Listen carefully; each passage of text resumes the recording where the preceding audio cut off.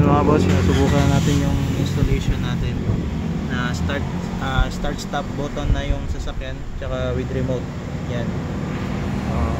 Ang model natin is Toyota Vios, so nakasusi ko siya. So ito, meron na siyang start stop. So dalawa yung paraan niya para mag-start. Ito sa remote tsaka yan sa start stop button.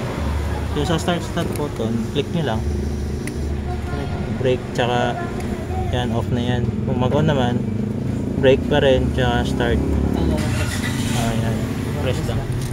So ito yung susi niya, nakasaksak na yan dito. Dito na siya mag-start. So again, brake lang tsaka para mag-stop yung engine. Ay, bago on, brake ulit. Gusto lang siya stereo mo. Ako na lang, ACC lang yung bang on, isang press lang yan. Ako na yung stereo niya. Pag mag-start, brake tsaka start. Pangatik na, high-tech na. So sa remote naman, stop natin.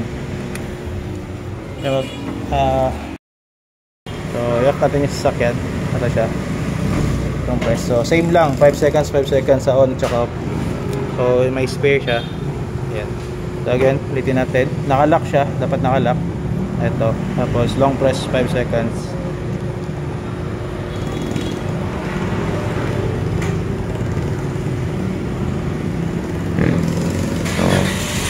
Yan. Through remote na yun mga boss. Yung sasakyan natin is Toyota Vios. Yan, 2024 model. Ito yung kinabit natin, keyless entry push start system.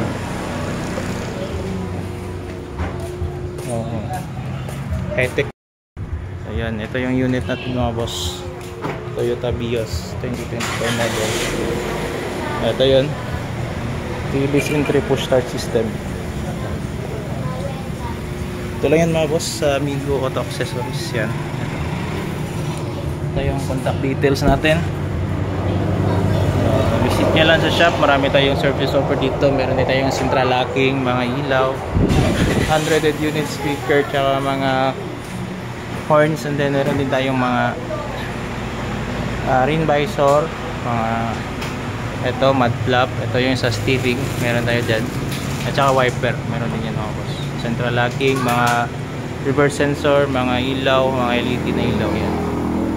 So yun lang.